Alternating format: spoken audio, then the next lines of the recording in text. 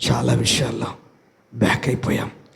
ఆత్మీయంగా అంత బలంగా లేం, విశ్వాసంలో అంత బలంగా లేం. దైవిక జ్ఞానములో వాక్యపరంగా లేఖనాల పరంగా జ్ఞానం ఉండవచ్చు. ఆ జ్ఞానానికి విశ్వాసం తోడైతేనే కదా పవర్ వచ్చేది. ఆ పవర్ లేదయ్యా. చప్పిడి బ్రతికైపోయిందయ్యా, చతికిలబడ్డదయ్యా. పరిస్థితులు మా మనసును, మా ఆలోచనలు మూర్ఖంగా మార్చేశాయ్యా. వద్దయ్యా, నీ సన్నిధే కావాలి, నీ అభిషేకమే కావాలి, నీ మాదిరే కావాలి, నీ అడుగుజాడలలోనే నడవాలనుకుంటున్నాను. నాలో ఉన్న పరిశుద్ధాత్మ దేవుడా, నాతో మాట్లాడావు, నన్ను బలపరిచావు, నేను అప్పగించుకుంటున్నాను.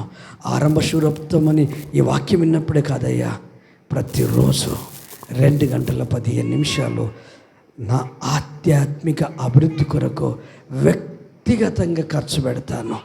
ప్రార్థన, వాక్యం, లేఖనాలు చదవడం, దేవుని దగ్గర నిర్ణయాలు తీసుకోవడం, దేవుని ఆలోచన ప్రకారం నా ఆత్మీయ జీవితాన్ని కట్టుకోవడం, ఆ తర్వాత నా కుటుంబం, ఆ తర్వాత నా ఫ్యామిలీ, వారిని కట్టడం, వారికి సరిచేయడం, ఆ తర్వాత సంఘంలో కొద్దిగా గొప్పగా అవకాశం ఉంటే, నీ అవకాశం ఇస్తే ప్రభువా, నేను నీ చేతిలో వాడబడడానికి నేను సిద్ధంగా ఉన్నాను